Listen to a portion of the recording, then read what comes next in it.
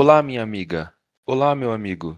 Sejam muito bem-vindos a mais um episódio de Espiritismo em 30 Minutos. Eu sou Adriano e hoje estão aqui comigo o Osmar, a Kátia e o Guilherme. Sejam bem-vindos. Olá, queridos amigos que nos acompanham nos nossos episódios do nosso podcast. É uma grande alegria chegarmos novamente até você. E olá, queridos amigos que estão conosco, Adriano, Guilherme e Kátia. Muito bom estarmos juntos. Bom mesmo, né, Osmar, estarmos juntos. Queria dar uma felicitação a todos aqueles que estão conosco, estudando conosco, né, há algum tempo já, e deixar aí um abraço fraterno e caloroso a todos. Olá, Osmar, olá, Adriano e olá, Guilherme. Olá, companheiros de canal, olá, os nossos ouvintes. Prazer estar com vocês nessa meia hora de mais estudo espírita. Nos últimos episódios, nós fizemos um estudo sobre as parábolas de Jesus. E hoje nós vamos tratar sobre as leis morais. E para a gente começar, eu queria perguntar para vocês o que são as leis morais e o que diferencia a lei divina das leis humanas. Esse é o livro terceiro do Livro dos Espíritos, né? Kardec divide o Livro dos Espíritos em 4 sublivros, e esse é o livro terceiro, As Leis Morais. E ele começa então com o primeiro capítulo, que é a lei divina ou natural. E ele já faz um questionamento à espiritualidade, né? Perguntando o que se deve entender por lei natural. E os espíritos dizem então que a lei natural é a lei de Deus, é a única necessária à felicidade do homem. Ela lhe indica o que ele deve fazer ou não fazer, e ele só se torna infeliz porque dela se afasta. Então aí os espíritos estão falando da lei natural, moralmente falando, né? Mas podemos então entender que a criação divina expressa as suas leis, ou seja, as leis de Deus estão expressas na sua obra, né? Então, vamos pensar nas leis naturais como leis físicas e leis morais. As leis físicas estão na natureza, a gente lê, né? A gente pode ler as leis naturais, as leis da física, as leis da biologia, da química, quando a gente observa o funcionamento de tudo, né? Então, pelo telescópio você observa o funcionamento dos astros, pelo microscópio você observa dos micro-organismos e da química, da biologia, da física. Então, isso é uma leitura das leis divinas. E Jesus nos traz as leis morais, que também são leis de Deus. Então, observar a natureza e acompanhar a ciência é também acompanhar a criação de Deus. A ciência nos mostra, do ponto de vista da física, da biologia, da química, da astrofísica, né? Ele nos mostra a criação de Deus. Não devemos temer a ciência, porque a ciência só nos mostra o que Deus criou. Então, num primeiro momento é isso, né? As leis, a lei divina está na natureza e engloba tudo que Deus criou. Então, Jesus nos traz como representante de Deus na Terra, como embaixador de Deus e governador do planeta, ele nos traz as leis morais, que a gente vai comentar aqui no decorrer desse episódio. Realmente, o Osmar fez uma introdução aí, né, sobre a lei divina, lembrando que ela é eterna e imutável, né, como o próprio Deus o é, que é a questão 615 do livro terceiro, capítulo 1. Então, livro terceiro do livro dos Espíritos, né, eterna e imutável, né, todas as leis, sejam elas físicas ou leis morais, elas são eternas, imutáveis, não tem como eu mudar. Eu estava pensando agora, conforme o Osmar estava falando, o quanto algumas pessoas ainda desacreditam de algumas coisas de leis físicas. Né? Por exemplo, algumas pessoas podem falar: não, eu não acredito que o homem já pisou na Lua. É tudo mentira, é inteligência artificial, isso não aconteceu. É, e mesmo que com comprovações científicas, né? Então, dentro desse mundo de provas e expiações, nós vamos encontrar espíritos nas suas mais diferentes condições, né? Agora, acreditar ou não, não faz com que essas leis não existam. Elas continuam existindo, né? Então, para cada um, quando a gente pensa assim, ai, será que alguns sabem mais do que outros, ou alguns compreendem mais? Na verdade, é a compreensão da lei, que, de acordo com, principalmente as leis morais, claro, as leis físicas também, né? Vamos pensar aí, os grandes estudiosos aqui do planeta Terra, os grandes cientistas, eles têm um conhecimento muito mais vasto do que nós, né? Que estudamos o básico do básico da ciência. Agora, as leis morais, será que todos têm conhecimento dela? É uma pergunta que pode ficar para todo mundo. Ah, eu não tenho conhecimento, então tudo bem, eu posso errar, eu posso, né, recomeçar. Realmente, eh, cada um tem um conhecimento na proporção do seu progresso moral, mas todos nós temos gravado na nossa própria consciência, isso está lá na questão 621, né, do livro, onde Kardec pergunta assim: onde está escrita a lei de Deus? Ele fala na consciência. Então, na consciência de todos nós estão escritas essas leis morais, né? Mas cada um, de acordo com o seu progresso moral, vai compreendendo mais essas leis. Que aí Osmar fala assim, ao longo dos episódios aí, nós vamos estar tratando dessas leis. Ao todo aqui no livro são 10 leis. É, mas todos nós temos conhecimento sim delas, né? Se está gravado na nossa consciência, é que em alguns momentos nós fazemos questão de esquecê-las, né? Então nós somos lembrados dessas leis através da própria vivência. Nós vamos vivenciando aqui na Terra, né, algumas dificuldades que faz com que nós passemos a relembrar essas leis, né? É da própria vivência do homem. E conforme a gente vai se dispondo a conhecer mais, e não é só o conhecimento intelectual, mas o conhecimento da vivência, né, vivenciando essas leis, nós vamos compreendendo melhor o que seja. Por isso que é falado assim, a cada um segundo as suas obras. O homem vai ser cobrado não é por Deus, é pela sua própria consciência daquilo que ele não fizer ou fizer de maneira errônea. Então, esses episódios que vão se seguir hoje e todos os outros que vão se seguir aí, vai estar nos chamando atenção para isso, né? Então, um momento reflexivo do que eu estou fazendo com esse conhecimento que eu tenho das leis morais, né? Então, a gente vai estar tratando sobre isso daqui para frente, mais alguns episódios. Acho que uma coisa muito interessante é a gente andar um contexto disso tudo, né? Porque, na verdade, essa relação de leis naturais, de forma já existia na consciência humana. Ela já tem, antes mesmo de Kardec, né? Afinal de contas, Kardec pergunta isso aos espíritos mediante o conhecimento que ele tinha da época, né? Então, um conceito de lei natural, e até mesmo de direito natural, era comum ao homem. Então, seja na física, na química ou em algumas outras áreas da ciência, no direito também é essa relação de lei e um conceito de norma, né? Ele também já era previsto. Só que ainda era assim algo muito material, né? Não era algo tomado em um caráter espiritual, muito mais material. Então, é algo que está inato na gente, né? Nós temos uma consciência de que há um certo rigor, há uma certa normativa dentro de nós que irá reger todos os nossos atos, todas as nossas decisões, não é? Sempre há, vamos dizer assim, aquela peso na consciência quando nós fazemos algo que não nos quando não nos é tido como correto, né?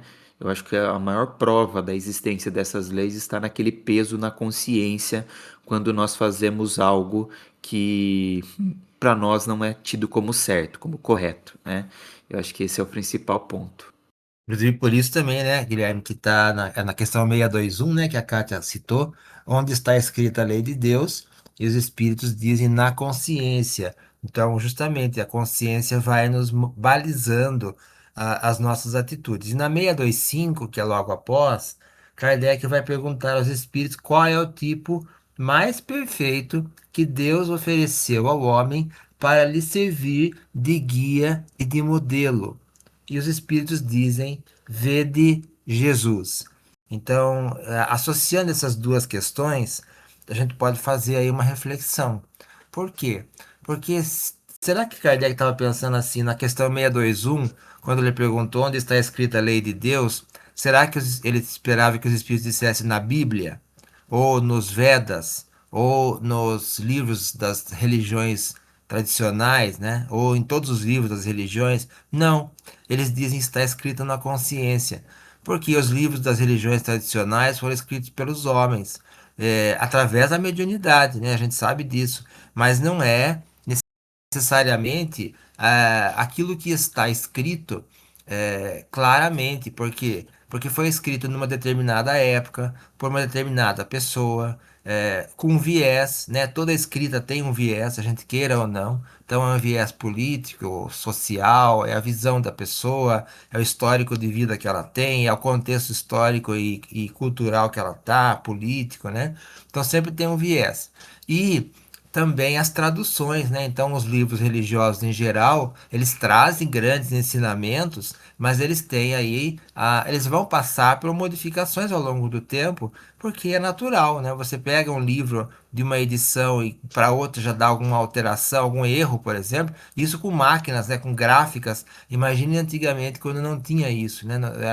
Era copiado tudo à mão, de tradução de uma língua para outra, as palavras vão mudando de sentido ao longo do tempo, né? Na própria língua portuguesa, você imagina de uma língua para outra ao longo de milhares de anos, e ainda uma escrita que foi feita a partir de uma narrativa oral, próprio Velho Testamento e também o Novo, né? Então, as passagens de Jesus, elas foram ouvidas primeiro pelos apóstolos, depois, ao longo do tempo, eles foram escrevendo ou passando para outras pessoas escreverem. Então, provavelmente não é exatamente aquilo como aconteceu. Por isso que às vezes fica meio confuso, ou o Velho Testamento ou o Novo Testamento. Então, esse é um ponto. Outro ponto é que Jesus é o nosso guia e modelo. Então, nós nos entendemos cristãos como espíritas, porque procuramos seguir os ensinos de Jesus como guia e modelo, não como salvador.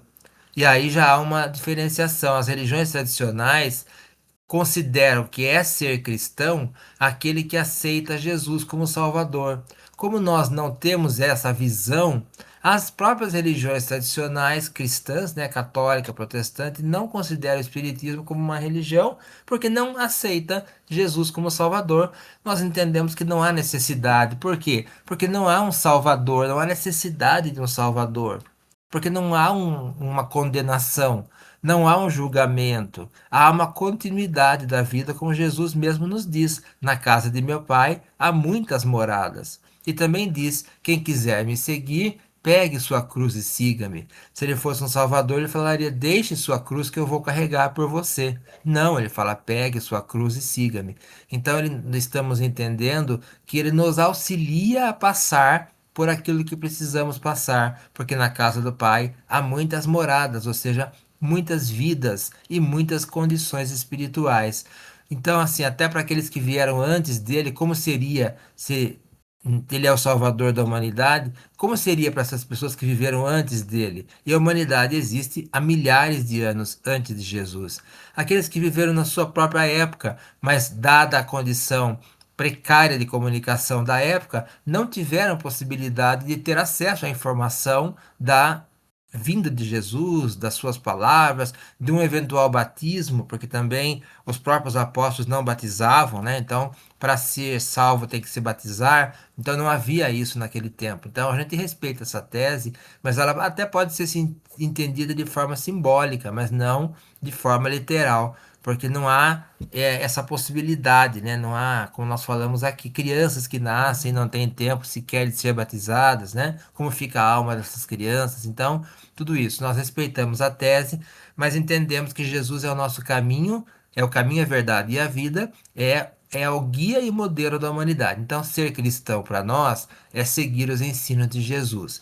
Isso está ligado intrinsecamente às leis morais. Porque se as leis morais estão na nossa consciência, se Jesus é o guia e modelo, a gente vai associar, né? Então, os ensinos de Jesus com a nossa consciência e ter uma referência. A referência é os ensinos de Jesus. O que que eu devo, como eu devo agir na minha vida? Segundo os ensinos de Jesus, principalmente aquele que diz fazer ao outro o que eu gostaria que me fosse feito. Amar a Deus sobre todas as coisas e amar ao próximo como a si mesmo. Essa é a referência. Então, tudo que estiver no Novo e no Velho Testamento concorde com essa referência, ok. Você pode até ouvir, entender em sentido literal ou figurado. Se estiver discorde, né, se estiver diferente dessa fala, eu tenho que pensar, é sentido figurado, é simbólico, é metafórico, né? Ou não foi falado daquela maneira, ou foi falado, alguém escreveu depois por algum outro interesse, né? Mas não é exatamente literal. E ser cristão para nós é seguir os ensinos de Jesus, tentar vivenciá-los na nossa intimidade, no nosso relacionamento com Deus e com o próximo, porque isso também são as leis morais. Não usamos símbolos, não usamos sacramentos, não usamos rituais, não usamos nenhum tipo de vestuário diferente, né, ou hierarquia religiosa, porque entendemos que isso foi criado pelo homem depois. Não é uma orientação de Jesus. Jesus não orienta ninguém a usar paramentos e rituais, a criar templos, né? Ele fala a Pedro que sobre esta pedra edificarei minha igreja. Igreja, no grego, é eclésia, que significa assembleia. Assembleia são pessoas, pessoas se reúnem em assembleias. Então, eclésia do grego, depois do latim, são pessoas. Então, para nós, essa igreja são as pessoas, nós, espíritos, e não uma criação institucional religiosa. Também respeitamos essa tese, né? E foi necessário organizar assim o cristianismo ao longo dos 2000 anos, mas entendemos que precisamos rejuvenescer ou revivecer o cristianismo, né? Então, o espiritismo para nós é o cristianismo redivivo, é o consolador prometido, que nos traz na essência as leis morais. A gente pode buscar nas próprias religiões? Pode, claro que pode, mas você tem que fazer um trabalho aí de investigação, em separar um pouquinho o humano do divino nas religiões, né? E aí falar, olha, isto aqui realmente é orientação espiritual, fazer ao próximo o que eu gostaria que me fosse feito. Osmar, você falando aí de Jesus, é, quando a gente fala da a forma como Jesus pregou o seu evangelho, né, dessa forma alegórica, em forma de parábolas, de forma simples, era para poder atingir a todos, né, levar a verdade a todos. É, e eu fiquei pensando aqui também, hoje nós temos aí claro que eu estou fazendo um paralelo, mas é ainda de forma simplista. Quando nós contamos uma história, uma fábula para uma criança, essa fábula sempre tem um fundo moral, né? Jesus, na sua pedagogia 2000 anos atrás, já na sua inteligência, já compreendia dessa maneira também. Então ele trouxe os ensinamentos de forma alegórica e que até hoje ela nos toca, né? Então nós sabemos que era lá do tempo de Jesus, com as histórias no contexto da época de Jesus, mas nós trazemos para hoje e nós aprofundamos esse ensinamento, não só no contexto, né? Não só nas palavras, né? Mas sim aprofundando na condição moral. Aí você até colocou, né? Ele é o caminho, a verdade e a vida. Ele é o caminho, a verdade e a vida, porque ele está alinhado com todas essas leis morais. Então, Jesus, ele não escreveu absolutamente nada, mas ele exemplificou tudo aquilo que ele fazia. E ele é muito atual. Se nós formos pensar em Jesus hoje, né? Ele é muito atual. né? E os ensinamentos dele continuam ainda da mesma maneira trazendo reflexões, assim como naquela época, né? Continua trazendo reflexões até hoje, né? E tocando pessoas pela verdade que ele traz. E essa verdade é o quê? A verdade é referente às leis morais. E o que que é nos pedido hoje na atualidade, já que nós já temos esse conhecimento? Nós somos cristãos, temos o conhecimento do Evangelho de Jesus, e aí Osmar fala assim: nós precisamos reviver esse Evangelho. Realmente, nós precisamos reviver esse Evangelho de que forma? Praticando. Por isso, quando eu aprofundo os meus estudos no livro aqui dos Espíritos, falando sobre as leis, me traz uma responsabilidade muito grande, porque eu tenho esse conhecimento dessas leis. Eu já sei o que é o bem e o mal, que é o que nós vamos entrar, acho que agora, né, no assunto. Lá no livro dos Espíritos, nas questões 629 até 646, ele vai falar sobre o bem e o mal. Eu já tenho conhecimento do bem e o mal, entre o que é o bem e o mal. E vou me aprofundando nessas leis, a minha consciência vai me cobrando muito mais através da responsabilidade e do dever, né? Então, por isso que o Jesus é o caminho. Ele estava totalmente alinhado com a responsabilidade e o dever, cumprindo as leis morais. Nós estamos a caminho né? Esse é o nosso caminho, mas de acordo com aquilo que eu já consigo compreender dentro da condição moral que eu me encontro. Então, eu vou praticando, vou melhorando a minha condição moral, vou compreendendo ainda mais, vou compreendendo ainda mais. Porque quando a gente olha para espíritos superiores, a gente fala, como conseguiu chegar até lá? Da mesma maneira que nós estamos fazendo, vivenciando. Nós precisamos, não adianta ficar só estudando, estudando, estudando, intelectualmente falando. Nós precisamos da prática. E essa prática ela é diária, né? Não é pensar assim, eu não preciso colocar prova, né? Eu quando dava evangelização para os jovens, eu falava assim, ninguém precisa colocar uma túnica, né, uma sandália e ir para o cume de uma montanha e ficar lá sozinho. Não é isso. Não foi isso que foi nos proposto. E nem foi isso que nós decidimos no mundo espiritual antes de reencarnarmos. Nós decidimos vir para cá trabalhar. Inclusive, tem uma lei do trabalho. Trabalhar. Trabalhar pelo nosso próprio aprimoramento, né? Aprimoramento intelectual, mas principalmente moral. Então, nós não podemos ficar aí parados, aguardando, né, o Salvador, como o Osmar falou. Jesus não é o Salvador, ele nos deu o caminho e espera que nós sigamos, né? A cruz, cada um tem a sua, né? Ele não vai carregar, porque é pela cruz que seriam assim as oportunidades, né? Porque eu digo que as dificuldades são oportunidades de crescimento espiritual. Então, é a partir dessas oportunidades que seria a nossa cruz que nós vamos chegar. Nós podemos chegar, já que na condição do nosso guia modelo Jesus, nós não só podemos, como devemos. Esse ensinamento que Jesus nos deu é para que nós cheguemos, né, à perfeição. E o espírito de maior condição moral que esteve aqui na Terra foi Jesus, por isso ele é o nosso guia e modelo. E ele viveu de forma simples, ensinando de forma simples, e esse ensinamento perdura há mais de 2000 anos. Então, isso é verdade, né? Porque quando existem marcos na humanidade, isso perdura. Tanto é um marco na humanidade que Jesus, né, deixou o antes dele e o depois dele.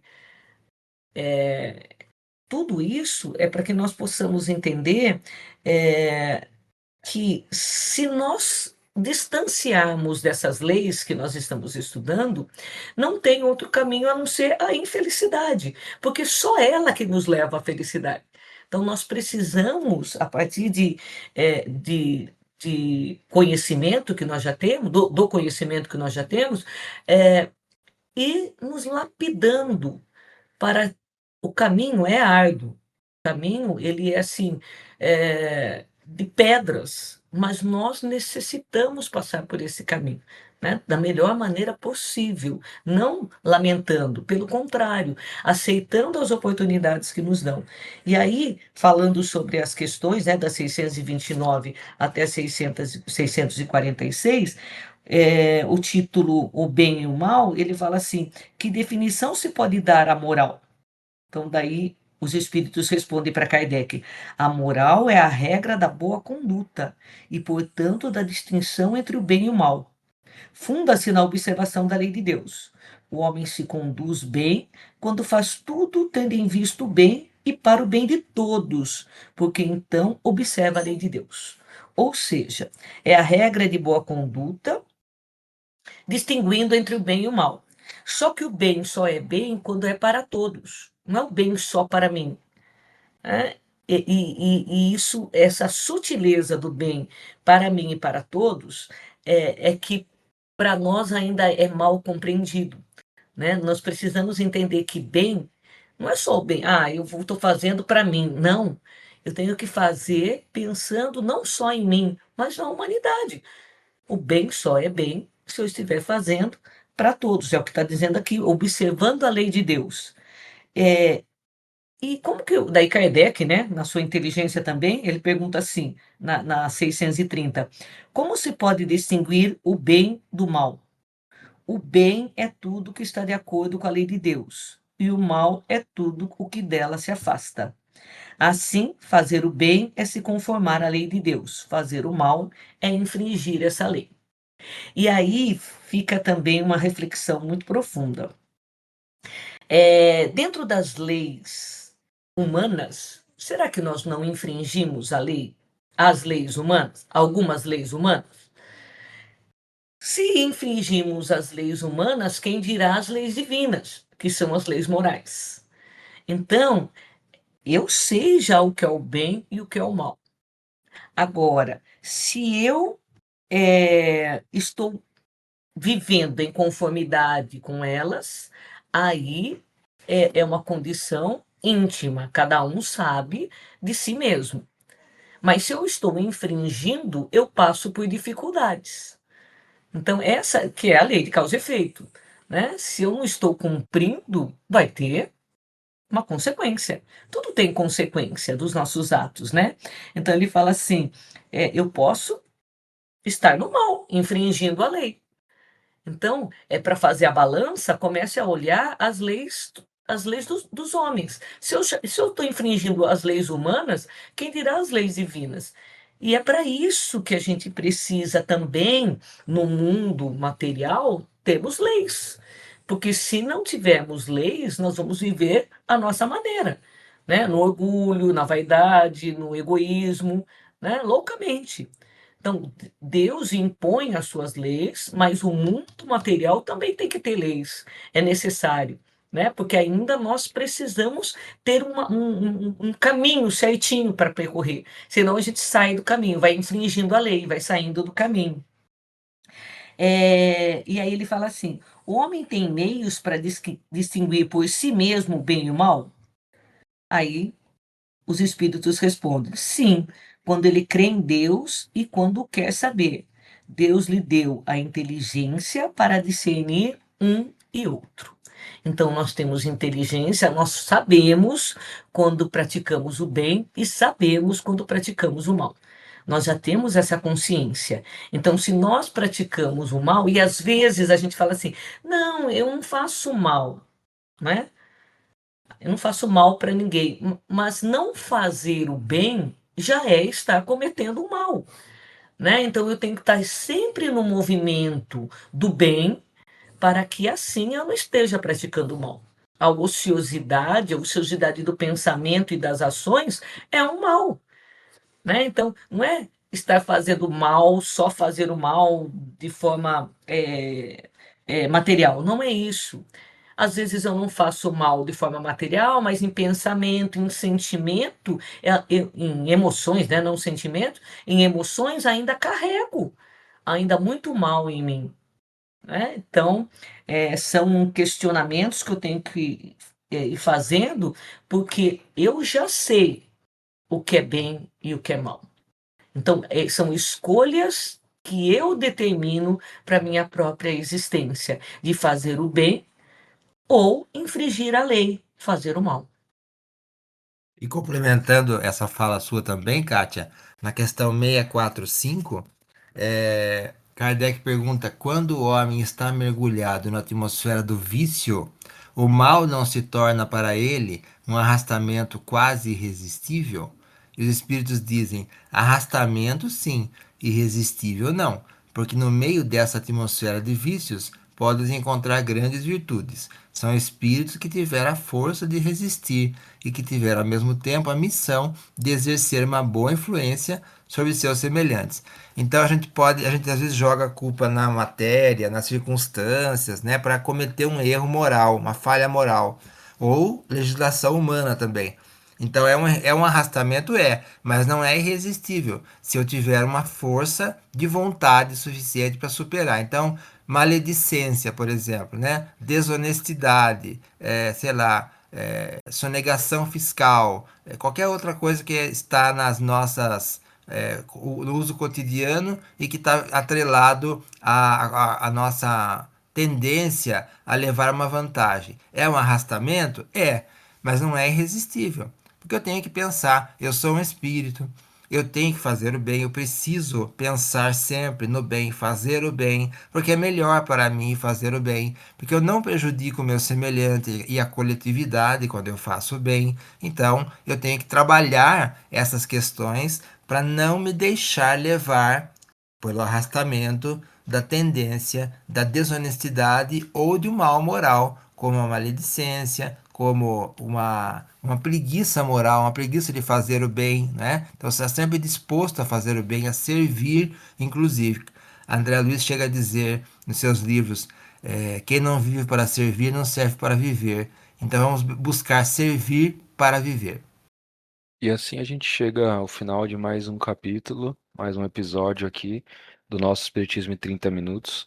Agradecemos bastante as reflexões que vocês trouxeram. Queria perguntar se vocês têm alguma bibliografia para indicar aos nossos ouvintes. O livro dos Espíritos, né, nessas questões do livro terceiro das leis morais, também Livro da Esperança, que é um livro que Emmanuel, através de Chico Xavier, comenta o Evangelho segundo o Espiritismo também, é muito interessante. Legal. Convido a todos os nossos ouvintes que ainda não são inscritos no nosso canal a se inscreverem para que esse conteúdo possa chegar a mais pessoas. Agradecemos bastante pela companhia e desejamos ótimos estudos e ótima semana para todos vocês.